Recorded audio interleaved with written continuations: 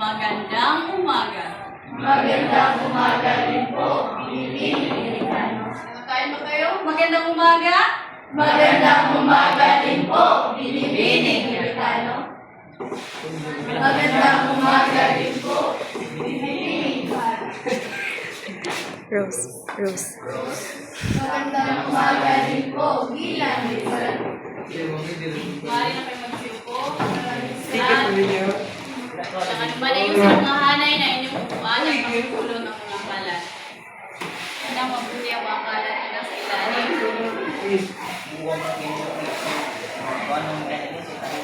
Naayos na kayo? Kamusta naman kayo ngayong araw? Kamusta ikaw? Ayos. Ikaw, lalaki na nasa likuran, kamusta ka ngayong araw? Kamusta ngayong lagay ngayong araw?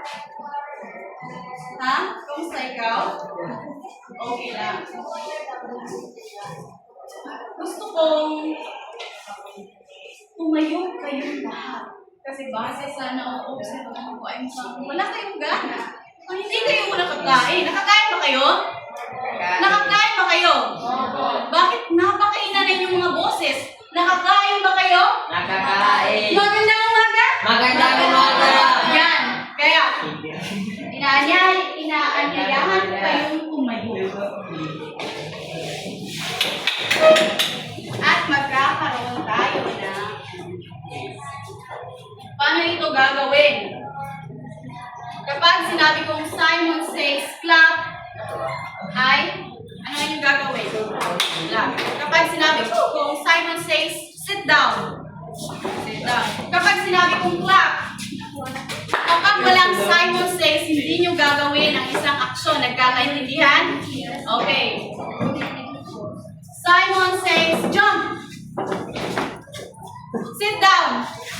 Oh, meron ako sinabing Simon Says wala. Okay. Simon Says face with your partner and clap. Simon Says sit down. Stand up. Now just Face with your partner. Simon Says stand up. Simon Says move your hips. Move your hips. On. Wala akong sinabing Simon Says jump 2 times. Simon Says shout hooray. hooray! Hooray. Hooray! Oh.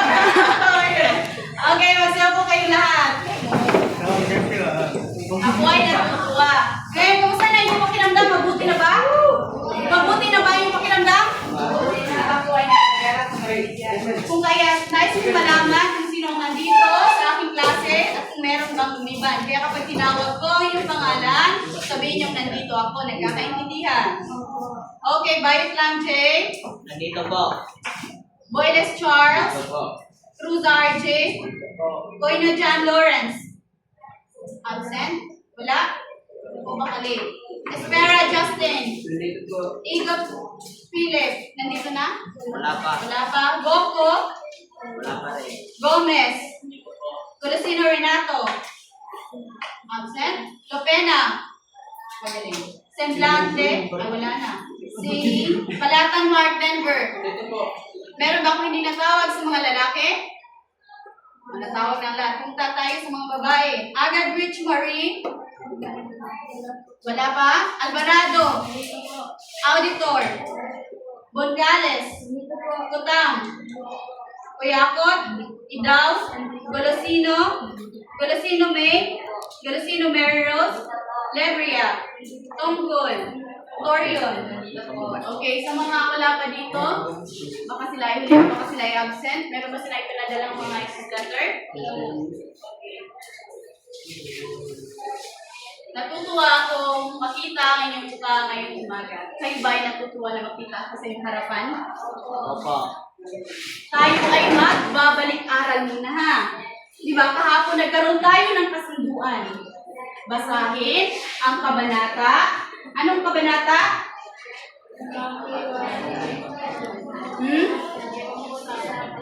Kaya tumayo ka. Kabanata? Kabanata 50 sa ating At meron akong tanong, ikaw ba ay nagbasa? Hindi. So tayo muna ay magbalik-aral ha. Kahapon, ano ang ating tinalakay? Sino ang makakapagbigay impormasyon sa akin kung ano ang ating tinalakay kahapon? Ha? Kung walang sasagot, ako ay magtatawag ng pangalan. Yes. Oo, ikaw. Mukhang tulala ka kasi. Ako, tinatay natin ay patungkol sa pamilya ni Elias at ang sinabi niya, bakit yan nagpili sa pamahalaan at nag-usap sina Elias at si Ibarra sa gitna ng pamahalaan. Hindi na kasi pamahalaan ang kanyang mga pinili. Napakagaling at napakadetalyado. Palakpakan natin siya. Tama ang iyong sinabi, Gwen. Kahapon tinalakay natin ang kabanata 49 tungkol sa ang hinaing na may inuusik at ang kabanata 50 na pinamagatang mga kamag-anak ni Elias. Ngayong araw, tayo ay magpapatuloy sa ibang kabanata. Ang kabanata 51 at 52.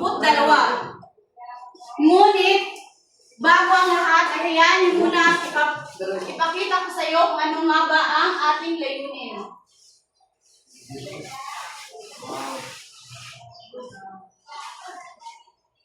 Ito ang ating layunin.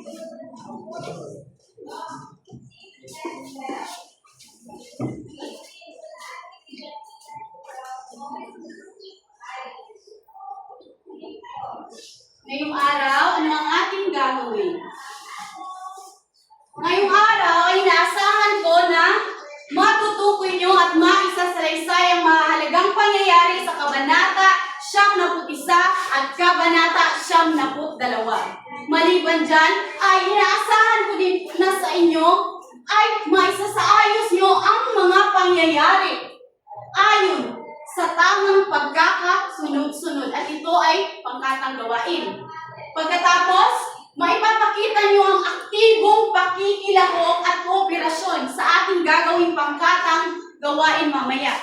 At ang huli, inaasahan ko na inyong papahalagahan ang kahalagahan ng tamang pagpapasya at pagiging mapanuri sa mga sitwasyong may suliranin na batay sa kabanata na ating tatalakayin. Nagkakaintindihan? Okay, magaling.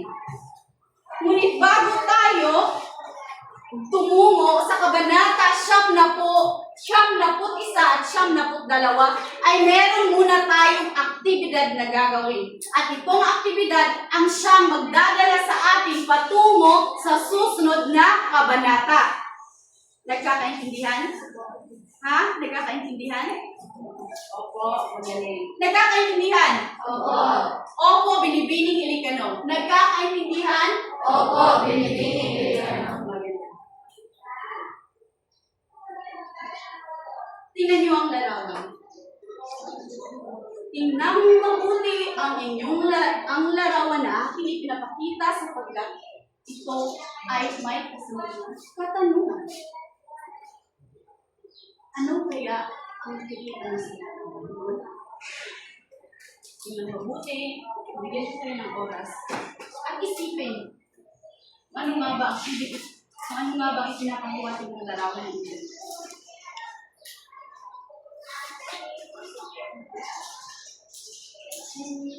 Sige, focus. Ano kaya ang ibig sabihin ng larawan niyo? Ngunit, humarap sa akin. Ngunit. Magbigay magbigay ka ng letra. Letra. Letters in English. Sige. Letters, tumayo ka. Letter B. Bayot lang. Oy, napakaswerte talaga ni Bayot lang. Bago tayo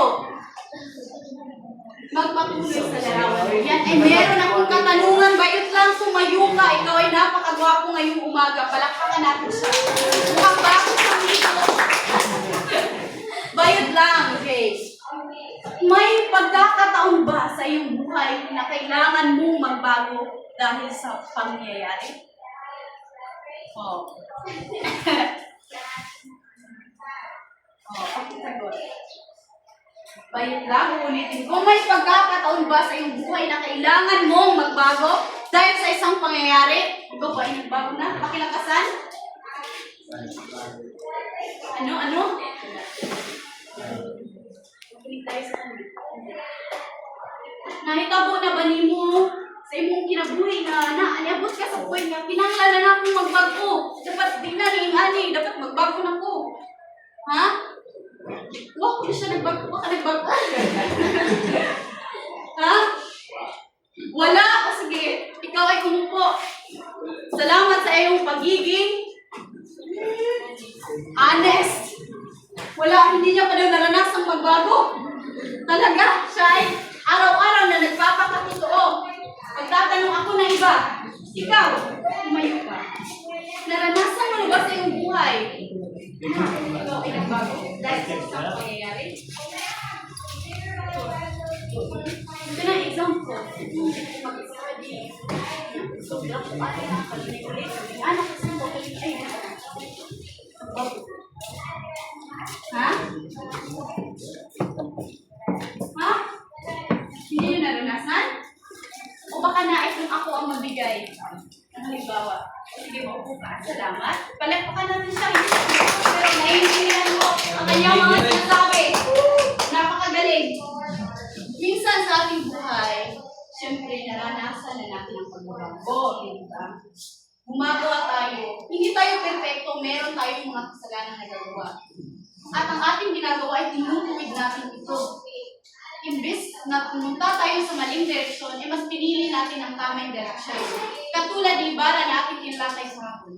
Hindi sila nagkasundo ni Elias kapag gusto ni Elias ang isang marahas na paghihiganti at gusto ni Ibarra ay isang masistemang paraan. Nagkakaintindihan? Ngayon sa larawan ay yan.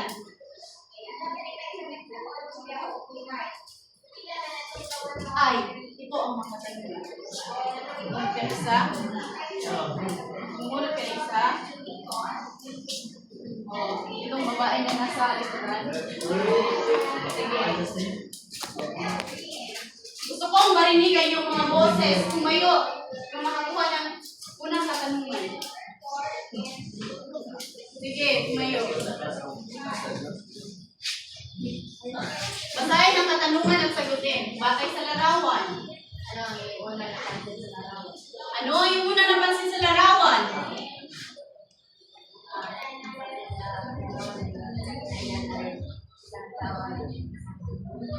Magaling, tama. Ang larawan ay nagpapakita ng isang tao at ang kanyang malaking anino. Palakpakan natin siya. Ngayon, sino ang nakakuha ng ikalawang katanungan? Oh, ikaw.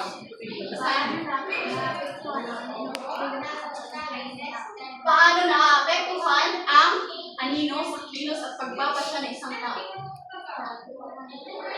Pinakasan?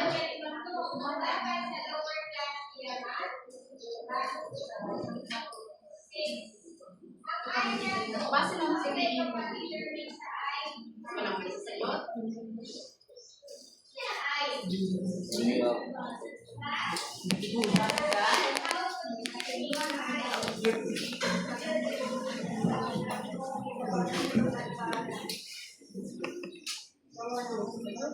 Tama, napakagaling. Palangpakan natin siya. Ang ibig na yung parating sa atin ay, kapag tayo ay gumawa, ito ay magiging reflection natin. Nagkakaintindihan. Kapag tayo ay gumawa ng mabuti, syempre makikita nila na tayo ay isang mabuting tao at ito ay magiging animo natin. Ito ay ang reflection natin. Tulad nga ng sinasabi kung sino at ano yung kaibigan at siya rin ikaw. Nagkakaintindihan? Ngayon, para sa panghuling katanungan.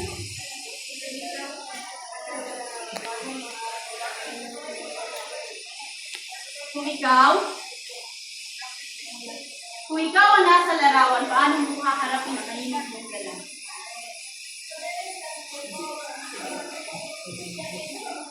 Sa pamamagitan ng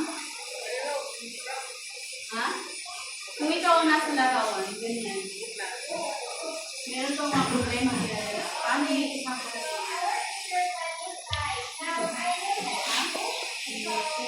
Ano? Halimbawa, ikaw ay may isang problema. Yung expectation mo, yung ano mo, yung mga problema. Paano mo ito haharapin?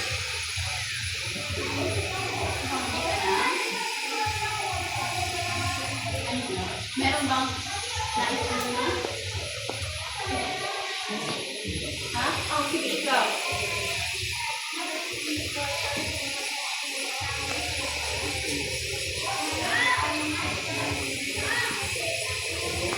Tama, palapakan natin siya. Pinuko para sa iyo, salamat. Tama ang iyong sinabi. At iyon ang punto. Naintindihan niyo ba ang kanyang sinabi? Ha? Kapag tayo ay may problema, kailangan natin maging malakas dahil hindi natin alam kung ito ba ay kakayanin natin hindi. Kaya nga, kahapon tinalakay natin na dapat meron ng taong maas. Kung kaya tayo ay dumako, para sa araw na ito, tayo ay magpapatuloy sa susunod na kabanata. Ang kabanata 51 at kabanata 52. Kahapon sinabi ko na kayo ay magbasa ng maaga. Kung kaya't ngayong araw, ako ay magtatanong kung ano ang inyong natutunan sa inyong binasa. Meron bang nagbasa? Meron o ikaw? Sige, tumayo ka. Meron ka bang nabasa? Hindi ka nagbasa? Okay, sunod. Meron? Ken Harvey, ikaw ba ay nagbasa?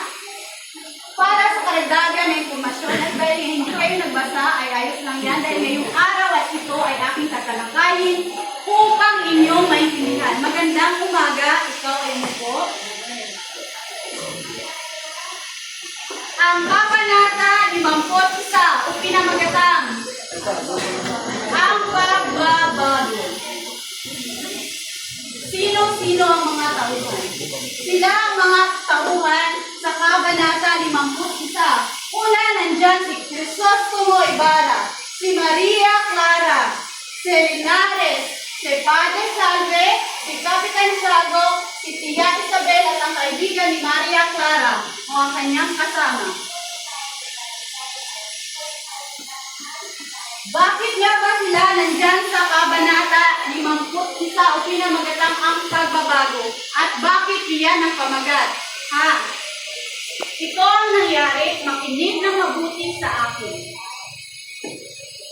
Isang araw, si Linares ay nakatanggap ng liham mula kay Doña Victorina. Kilala niyo si Doña Victorina? Siya isa sa mga senyora. Siya at si Doña Consolacion ay hindi magkasundo. Kung naaalala nyo, babalikan natin ang kabanata tungkol sa dalawang senyora. Sila ay nagkaroon ng away. Kung kaya't si Doña Victorina ay nagpadala ng liham kay Linares. Sino ang nandoon? Si Linares ay nandoon at nakatanggap ng liham at ito ang kanyang liham mula kay Doña Victorina. Makinig lang mabuti at aking babasahin. Mahal kong pinsan, sa loob ng 3 araw, ilang araw? 3 araw. 3 araw lamang. Sa loob ng 3 araw, ay kailangang malaman ko kung hinahamon mo na ang Alperes. Kilala niyo ba si Alperes? Si Alperes ang pinuno ng Guardia Civil. Siya ay malupit at maalikpusta. Siya ay matapang dahil pinuno siya ng Guardia Civil. Nais kong malaman kung hinahamon mo na ang Alperes. Kapag natapos ang tanim na 3 araw, ay umaasa kang mababatid ni Kapitan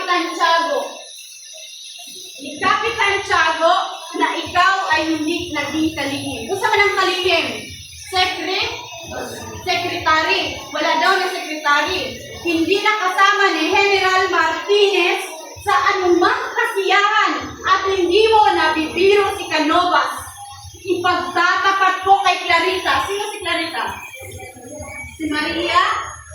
Si Maria para na kanyang iniibig. Ipagtatapat ko kay Clarita ang iyong lihim. At hindi rin kita bibigyan ng kuwalta. Ano ng kuwalta? Bisaya. Magaling. Kuwalta. Ang lahat ng hihilingin mo ay aking ipagkakaloob kapag kinalaban mo ang Alperes. Si Alperes ang pinuno ng Guardia Civil na malupit at matapang. Hindi ako tatanggap ng iyong paumanhin. Ang pinsan mong nagmamahal sa iyo ng buong puso, Doña Victorina de los Reyes de Espadanya, Sampalo, Lunes, 7 ng gabi, at ito ang liham na natanggap ni Linares na labis niyang ikinabahala. Si Linares ay balisa. Si Linares ay balisa at siya ay nababahala ng kanyang binasa ang laman na liham na itinadala ni Doña Victorina. Dahil ito ay naglalaman ng pananakot.